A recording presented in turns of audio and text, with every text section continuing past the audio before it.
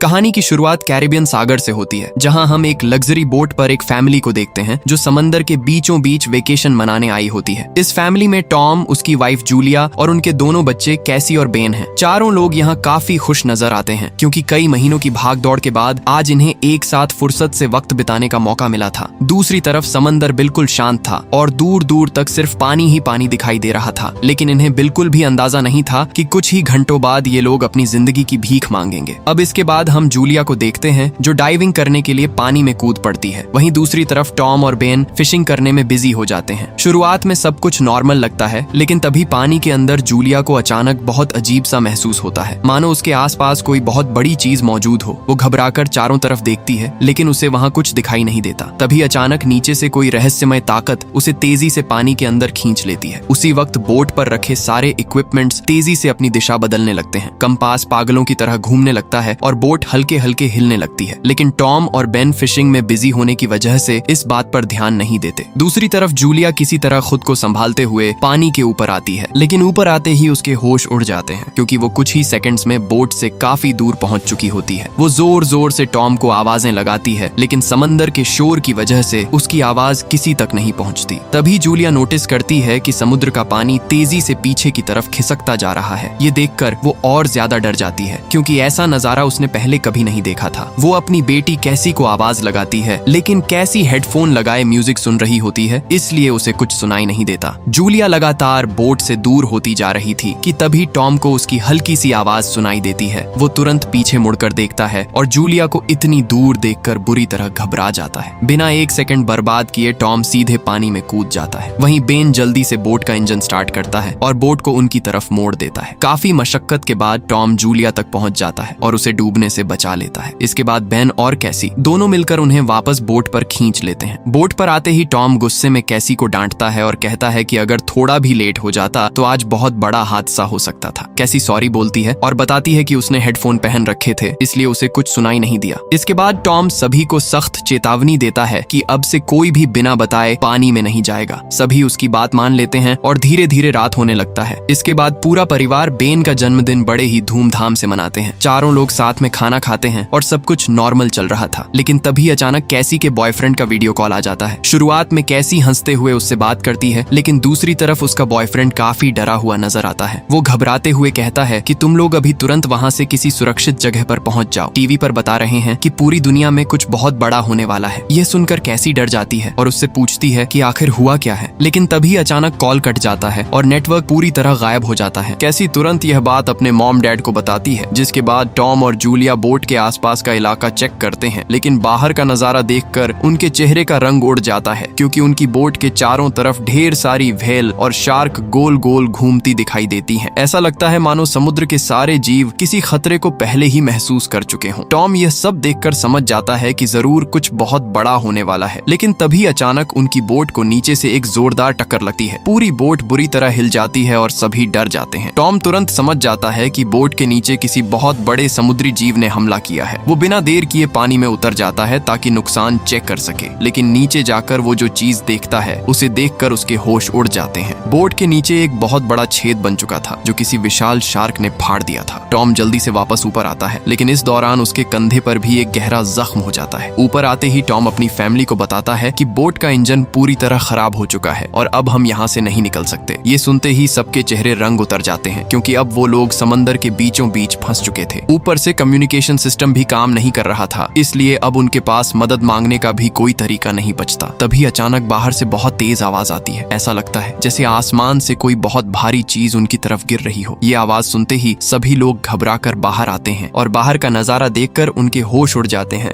आसमान से एक विशाल जलता हुआ उल्का पिंड तेजी से उनकी नाव की ओर बढ़ रहा था। वह आग का गोला सीधे उनकी तरफ आ रहा था और कुछ ही सेकंड में नाव से टकराने ही वाला था। ये देखकर टॉम तुरंत भागकर इंजन स्टार्ट करने की कोशिश करता है। शुरुआत में इंजन स्टार्ट नहीं होता, लेकिन आखिरी सेकंड पर इंजन चालू हो जाता है और टॉम बोट को थोड़ा साइड में घुमा देता है, जिसकी वजह से वो जलती हुई चीज उनकी बोट से टकराने के बजाय पास में जाकर गिरती है। हालांकि उनकी जान बच जाती है, लेकिन इस कोशिश में इंजन पूरी तरह खराब हो जाता है। अब बोट हमेशा के लिए बंद हो जाती है। टॉम ध्यान से उस चीज को देखता है और तभी उसे समझ आता है कि वो कोई एस्टेरॉयड नहीं बल्कि एक सैटेलाइट थी। ये देखकर वो समझ जाता है कि आखिर दुनिया भर के कम्युनिकेशन सिस्टम अचानक बंद क्यों हो गए। लेकिन इससे पहले कि वो वो अपनी फैमिली को कुछ समझा पाता तभी आसमान से एक और सैटेलाइट उनकी तरफ गिरने लगती है। अब उनके पास बचने का कोई रास्ता नहीं बचता, इसीलिए टॉम तुरंत सभी को बोट के अंदर जाने के लिए कहता है। चारों लोग जल्दी से नीचे वाले हिस्से में चले जाते हैं और लाइफ जैकेट पहन लेते हैं, लेकिन जैसे ही वो लोग नीचे पहुंचते हैं पूरी बोट बहुत तेजी से हिलने लगती है। ऐसा लगता है जैसे बाहर कोई बहुत बड़ा धमाका हुआ हो। कुछ ही सेकंड बाद एक जोरदार आवाज आती है और अगले ही पल सब बेहोश हो जाते हैं। काफी देर बाद जब उन्हें होश आता है तो शुरुआत में किसी को समझ नहीं आता कि आखिर हुआ क्या है। सभी को हल्की चोटें आती हैं, लेकिन सबसे अजीब बात यह थी कि बोट में कई जगह बड़े बड़े छेद हो गए थे, फिर भी अंदर पानी नहीं आ रहा था। ये देखकर सभी हैरान रह जाते हैं। तभी टॉम और जूलिया बाहर जाकर देखने का फैसला करते हैं, लेकिन जैसे ही पूरी फैमिली बोट से बाहर निकलती है सामने का नजारा देखकर उनके पैरों तले जमीन खिसक जाती है, क्योंकि उनकी बोट अब पानी में नहीं बल्कि सूखी जमीन पर खड़ी थी। चारों तरफ दूर दूर तक सिर्फ सूखा पड़ा समुद्र दिखाई दे रहा था। जमीन पर हजारों मछलियां तड़प रही थीं और उनकी बोट किसी वीरान पहाड़ी इलाके के बीच फंसी हुई नजर आ रही थी। ये सब देखकर ऐसा लगता है मानो पूरी दुनिया ही बदल चुकी हो। जहां कल रात तक सिर्फ समंदर था, वहां अब बड़े बड़े पहाड़ और गहरे गड्ढे नजर आ रहे थे। शुरुआत में सभी को लगता है कि शायद वो लोग किसी दूसरी जगह पहुंच गए हैं, लेकिन तभी टॉम जल्दी से अपना कंपास निकालता है और दिशा चेक करता है। कंपास देखकर उसके होश उड़ जाते हैं। उसे समझ आ जाता है कि धरती के पोल्स बदल चुके हैं। नॉर्थ पोल की जगह साउथ पोल आ गया है और साउथ पोल की जगह नॉर्थ पोल। इसी वजह से समंदर का सारा पानी धरती के दूसरे हिस्सों में चला गया है और जहां पहले समुद्र था वहां अब जमीन दिखाई दे रही है। ये बात सुनकर सभी बुरी तरह डर जाते हैं, लेकिन तभी टॉम एक और भयानक बात बताता है। वो कहता है कि अगर पूरी धरती का पानी दूसरी तरफ चला गया है तो वहां रहने वाले करोड़ों लोग शायद जिंदा नहीं बचे होंगे। ये सुनते ही कैसी पूरी तरह टूट जाती है। वो तुरंत रोते हुए खुद को केबिन में बंद कर लेती है। उधर टॉम आखिरी बार रेडियो से किसी को कांटेक्ट करने की कोशिश करता है। उसे बिल्कुल उम्मीद नहीं थी कि तभी अचानक रेडियो पर किसी की आवाज आती है। ये आवाज एक कैप्टन की होती है जिसका नाम नाटो था। नाटो अपनी सबमरीन के अंदर मौजूद होता है और वो इस पूरी तबाही के बारे में पहले से जानता था। टॉम तुरंत उससे पूछता है कि आखिर यह सब हुआ कैसे और अब उन्हें क्या करना चाहिए। तब नाटो बताता है कि धरती के पोल्स कुछ समय बाद वापस अपनी जगह पर आ जाएंगे, लेकिन जैसे ही ऐसा होगा समंदर का सारा पानी दोबारा वापस लौटेगा और उस वक्त इतनी बड़ी लहरें उठेंगी कि जमीन पर मौजूद हर चीज खत्म हो जाएगी। ये सुनते ही सभी के चेहरे का रंग उड़ जाता है। नाटो उन्हें बताता है कि जब समंदर वापस आएगा तब यहाँ कई 100 मीटर ऊंची लहरें उठेंगी और उस वक्त नीचे मौजूद कोई भी इंसान जिंदा नहीं बचेगा। इसीलिए अगर उन्हें सरवाइव करना है तो जल्द से जल्द उसकी सबमरीन तक पहुंचना होगा। यह सुनते ही जूलिया तुरंत अपने बच्चों को सामान पैक करने के लिए कहती है। टॉम कैप्टन से रिक्वेस्ट करता है कि किसी तरह उसके दोनों बच्चों को अपनी सबमरीन में जगह दे दें। इसके बदले वो उन्हें अपना बचा हुआ सारा खाना देने के लिए भी तैयार हो जाता है। कैप्टन कुछ देर सोचने के बाद उसकी बात मान लेता है और रेडियो पर ही उसे अपनी लोकेशन समझाता है। टॉम जल्दी से मैप निकालता है और लोकेशन को समझता है। काफी देर तक कैलकुलेशन करने के बाद उसे समझ आता है कि अगर वो लोग लगातार चलते रहें तो लगभग 2 दिनों में सबमरीन तक पहुंच सकते हैं। अगली सुबह पूरी फैमिली सफर के लिए तैयार हो जाती है, लेकिन तभी टॉम की नजर दूर एक आदमी पर पड़ती है जो अपने कुत्ते के साथ उनकी तरफ चला आ रहा था। शुरुआत में वो आदमी काफी कमजोर और घायल दिखाई देता है। उसे देखकर टॉम को लगता है कि शायद वो भी किसी तरह बचा हुआ कोई बेबस इंसान है, इसीलिए वो मदद करने के लिए पानी की बोतल लेकर उसके पास चला जाता है। वो आदमी तेजी से पानी की बोतल पकड़कर पानी पीता है, लेकिन अगले ही पल अचानक वो अपने पास छिपा चाकू निकालता है और सीधे टॉम पर हमला कर देता है। ये सब इतनी तेजी से होता है कि टॉम खुद को बचा ही नहीं पाता। चाकू सीधा उसके शरीर में घुस जाता है और कुछ ही सेकंड्स में टॉम जमीन पर गिर जाता है। दूर खड़ी जूलिया ये सब देख लेती है और ये देखकर उसकी होश उड़ जाती है। वो आदमी टॉम को मारने के बाद तेजी से जूलिया की तरफ बढ़ता है। जूलिया समझ जाती है कि अगर उसने 1 सेकंड भी बर्बाद किया तो उसके बच्चों की जान भी चली जाएगी। वो तुरंत भागकर बोट के अंदर पहुंचती है और अपने दोनों बच्चों को केबिन के अंदर लॉक कर देती है। इसके बाद वो कैसी को एक फ्लेयर गन देती है और कहती है कि इसका इस्तेमाल सिर्फ तब करना जब हालत बिल्कुल कंट्रोल से बाहर हो जाए। इतने में वो किलर बोट तक पहुंच जाता है। जूलिया खुद को बचाने के लिए फौरन बाथरूम के अंदर छुप जाती है। वो आदमी पूरी बोट में तलाशी लेता है, तभी उसे वहां खाने पीने का सामान दिखाई देता है और वो भूखे जानवर की तरह उस पर टूट पड़ता है। खाना खाने के बाद वो धीरे धीरे केबिन की तरफ बढ़ता है। जूलिया बोट में एक टूटे हुए छेद के जरिए बाहर निकल जाती है, लेकिन तभी उस आदमी का कुत्ता जूलिया को देख लेता है और जोर जोर से भौंकने लगता है। जूलिया जल्दी से कुत्ते पर हमला कर देती है और उसे मारकर खुद बोट के नीचे छुप जाती है। वो किलर जब बाहर आता है तो अपने कुत्ते की लाश देखकर समझ जाता है कि जूलिया अभी भी आसपास ही छुपी हुई है। इसके बाद वो जूलिया को ढूंढने के लिए बोट से नीचे उतरता है। जैसे ही वो नीचे उतरता है, जूलिया वापस ऊपर चढ़ जाती है और टूटी हुई खिड़की से अंदर जाती है, लेकिन उसकी यह चाल ज्यादा देर तक काम नहीं आती। कुछ ही देर बाद वो किलर जूलिया को पकड़ लेता है। वो उसके बाल पकड़कर उसे घसीटता है और उसका गला दबाने लगता है। जूलिया खुद को बचाने के लिए पूरी ताकत लगाती है, लेकिन वो आदमी उससे कहीं ज्यादा ताकतवर होता है। दूसरी तरफ कैसी यह सब केबिन के अंदर से देख रही होती है और तभी उसे याद आता है कि उसके पास फ्लेयर गन है। वो बिना देर किए फ्लेयर गन चला देती है। फ्लेयर सीधे उस आदमी को जाकर लगती है और वो दर्द से चिल्लाते हुए दूर जाकर गिर जाता है। इसी हमले की वजह से जूलिया को भागने का मौका मिल जाता है, लेकिन फ्लेयर की आग की वजह से पूरी बोट में आग लग जाती है। जूलिया जल्दी से अपने दोनों बच्चों को कैबिन से बाहर निकल जाती है। वो किलर एक बार फिर उन पर झपटता है, लेकिन जूलिया पूरी ताकत से उसे लात मारती है, जिससे वो पीछे की तरफ गिर जाता है। बोट से कुछ दूरी पर पहुंचने के बाद कैसी और बेन अपने पिता टॉम की डेड बॉडी देखते ही रो पड़ते हैं। बेन खुद को उसकी मौत का जिम्मेदार मानता है। वो रोते हुए कहता है कि अगर मैंने गुब्बारे हवा में नहीं छोड़े होते तो शायद वो आदमी हमें ढूंढ ही नहीं पाता। जूलिया खुद भी पूरी तरह टूट जाती है, लेकिन उसके पास रोने का वक्त नहीं था, क्योंकि तभी वो देखती है कि वो किलर जलती हुई बोट के अंदर से फिर बाहर निकल आता है। जूलिया तुरंत अपने बच्चों को लेकर वहां से भागने लगती है। उनके भागते ही अगले पल पूरी बोट पर जोरदार धमाके के साथ ब्लास्ट हो जाती है। काफी देर तक भागने के बाद वो लोग एक पहाड़ी के पीछे रुकते हैं। तभी जूलिया की नजर दूर जाती है। वो किलर अभी भी उनका पीछा करते हुए उनकी तरफ आता दिखाई देता है। तीनों बिना देर किए फिर से वहां से भाग पड़ते हैं। आगे जाकर वो एक ऐसी जगह पहुंचते हैं जहां जमीन के बीच जहरीला एसिड वाला पानी भरा होता है। जूलिया अपने बच्चों को आगे बढ़ने के लिए कहती है और तीनों धीरे धीरे उस जहरीले पानी से होकर गुजरते हैं। उस पानी की वजह से उनकी हालत खराब हो जाती है। उनके पैर जल उठते हैं और बेन की हालत सबसे ज्यादा खराब हो जाती है। जूलिया के पास पानी की कुछ आखिरी बूंदें बचती हैं, जो वो बेन को पिला देती है। काफी दूर चलने के बाद उन्हें एक पुराना टूटा हुआ प्लेन दिखाई देता है, जो कई साल पहले समंदर में क्रैश हुआ होगा। तीनों रात बिताने के लिए उसी प्लेन के अंदर छुप जाते हैं। जूलिया अपने पास रखी फैमिली फोटो देखती है। फोटो देखते ही सभी को टॉम की याद आती है और माहौल भावुक हो जाता है। धीरे धीरे रात गहरी हो जाती है और थकान की वजह से सभी लोग सो जाते हैं, लेकिन तभी अचानक कैसी की नींद खुल जाती है और बाहर आकर बैठ जाती है। तभी वह किलर उसे पीछे से पकड़ने की कोशिश करता है, लेकिन जूलिया अचानक पीछे से उस पर टूट पड़ती है और बार बार चाकू से वार करके उसे मार देती है। कैसी अपनी माँ को गले लगाकर शांत करती है। अगली सुबह जब उनकी आंख खुलती है तो सामने का नजारा देखकर उनके होश उड़ जाते हैं। वो किलर की बॉडी पूरी तरह फटी हुई होती है। ऐसा लगता है जैसे किसी खतरनाक जीव ने उसे अंदर से काटकर खोखला कर दिया हो। उसकी बॉडी के आसपास अजीब निशान भी बने होते हैं। ये देखकर जूलिया समझ जाती है कि इस वीरान जगह पर वो अकेले नहीं है। जैसे ही वह लोग वहां से निकलते हैं, केकड़े उसके मुंह से बाहर निकल आते हैं। कुछ घंटों बाद जूलिया और कैसी मैप देख रही होती है, लेकिन बेन धीरे से आगे निकल जाता है। जूलिया चिल्लाती है, रुक जाओ, लेकिन बेन एक तालाब में झुककर पानी पीने लगता है। जूलिया तुरंत उसे खींचकर बाहर निकालती है और समझाती है कि अनजान पानी उसे बीमार कर सकता है। धूप बहुत तेज हो जाती है तो फैमिली अपने सिर कपड़ों से ढक लेती है। बेन को चक्कर आने लगते हैं। तभी उन्हें कुछ पुरानी कुर्सियां मिलती हैं और जूलिया अब कैसी उनसे एक टेम्परेरी शेल्टर बना लेती है। जूलिया बेन को इंजेक्शन लगाती है और तय करती है कि वह रात वहीं बिताएंगे। तभी अचानक जूलिया को बाहर से कुछ अजीब आवाजें सुनाई देती हैं। वो धीरे से बाहर निकलकर देखती है और सामने का नजारा देखकर जम जाती है। उनकी तरफ हजारों विशाल समुद्री केकड़े तेजी से भागते हुए आ रहे थे। ये देखकर जूलिया तुरंत कैसी और बेन को उठाती है और तीनों वहां से भागना शुरू कर देते हैं। काफी दूर जाने के बाद उन्हें एक बहुत बड़ी कार्गो शिप दिखाई देती है, जो सूखी जमीन पर फंसी हुई होती है और बहुत सारे कंटेनर भी होते हैं। वहाँ 3 क्रू मेंबर्स जिंदा होते हैं। एक औरत उनकी मदद करना चाहती है, लेकिन बाकी 2 आदमी मना कर देते हैं और तीनों फैमिली को बाहर छोड़कर कंटेनर लॉक कर लेते हैं। दरअसल वो इन तीनों से नहीं भागे, बल्कि उनके पीछे केकड़े आ रहे थे। जूलिया और उसके बच्चे भागते हुए एक कंटेनर के पास पहुंचते हैं और अंदर मौजूद लोगों से दरवाजा खोलने की रिक्वेस्ट करते हैं, लेकिन अंदर से कोई जवाब नहीं आता। दूसरी तरफ केकड़ों की पूरी सेना तेजी से उनकी तरफ बढ़ रही थी। अब उनके पास बचने का कोई रास्ता नहीं बचता, इसीलिए जूलिया फैसला करती है कि उन्हें कंटेनर के ऊपर चढ़ना होगा। वो सबसे पहले कैसी और बेन को ऊपर चढ़ाती है। इसके बाद जैसे ही जूलिया ऊपर चढ़ने लगती है, तभी एक विशाल केकड़ा उसके पैर को जोर से पकड़ लेता है। जूलिया दर्द से चिल्ला उठती है, लेकिन किसी तरह वो अपना पैर छुड़ाकर ऊपर चढ़ जाती है। ऊपर पहुंचने के बाद वो अपने जख्म को स्कार्फ से बांधती है, लेकिन खून काफी बह जाता है। कुछ ही सेकंड बाद जूलिया बेहोश होकर गिर जाती है। केसी और बेन देखते हैं कि वह केकड़े केकड़े उस कंटेनर को काटते हुए उसके अंदर चले गए और उसके अंदर मौजूद लोगों पर इन केकड़ों ने हमला कर दिया। अब वो लोग अपने पास मौजूद हथियारों से उन केकड़ों को मारने की कोशिश तो करते हैं, लेकिन केकड़ों की तादाद बहुत ज्यादा थी। ये लोग उनके सामने नहीं टिक पाते और केकड़े कंटेनर के अंदर मौजूद सभी लोगों को मार देते हैं। अगली सुबह जब जूलिया को होश आता है तो सबसे पहले वो अपने बच्चों को ढूंढती है। तभी दूर से कैसी और बेन उसकी तरफ आते दिखाई देते हैं। दरअसल वो दोनों आसपास खाने पीने का सामान और हथियार ढूंढने गए थे। अब वहाँ कोई केकड़ा भी दिखाई नहीं दे रहा था। इसी बीच जूलिया फिर से कैप्टन नॉटो से कांटेक्ट करने की कोशिश करती है। इस बार रेडियो पर काफी देर बाद कैप्टन की आवाज आती है, लेकिन उसकी हालत बहुत खराब लगती है। वो दर्द में कराहते हुए बताता है कि उन खतरनाक जीवों ने उसकी सबमरीन पर भी हमला कर दिया था और अब वो बुरी तरह घायल हो चुका है। कैप्टन आगे कहता है कि अब मैं तुम्हारी कोई मदद नहीं कर सकता और शायद ज्यादा देर तक जिंदा भी नहीं बचूंगा। साथ ही वह जूलिया को यह भी बताता है कि अब समंदर का पानी बहुत जल्द वापस फिर से अपनी जगह पर आने वाला है, इसीलिए तो ये सी क्रिएचर फिर से यहाँ वापस आ गए। यह सुनते ही जूलिया पूरी तरह घबरा जाती है क्योंकि उनके पास अब बहुत कम वक्त बचा था। सबसे बुरी बात यह थी कि भाग दौड़ के दौरान उनका मैप कहीं खो जाता है और अब उन्हें सबमरीन की सही दिशा भी याद नहीं थी। इसलिए कैप्टन उनकी आसानी के लिए अपनी फ्लेयर गन से हवा में फायर करता है और बेन उसे देख लेता है, मगर वह जगह उनसे बहुत दूर थी। इसके बाद वो तीनों तेजी से उसी दिशा में चलना शुरू कर देते हैं। रास्ता बेहद खतरनाक था। अचानक पहाड़ों के बीच जोरदार लैंडस्लाइड शुरू हो जाती है। बड़े बड़े पत्थर ऊपर से गिरते हैं और पूरा रास्ता टूटने लगता है। एक विशाल पत्थर सीधे जूलिया के सामने आकर गिरता है। जूलिया अपने बच्चों से कई फीट दूर फंस जाती है। जूलिया समझ जाती है कि अगर अभी उन्होंने वक्त बर्बाद किया तो तीनों मारे जाएंगे। वो तुरंत कैसी को कसम देती है कि वो हर हाल में अपने भाई को लेकर सबमरीन तक पहुंचेगी। आखिरकार कैसी रोते हुए बेन का हाथ पकड़ती है और वहां से आगे बढ़ती है। काफी देर तक चलने के बाद आखिरकार कैसी और बेन को दूर एक बड़ी सी सबमरीन दिखाई देती है। दोनों तेजी से सबमरीन की तरफ भागते हैं और वहां पहुंचकर जोर जोर से दरवाजा पीटने लगते हैं।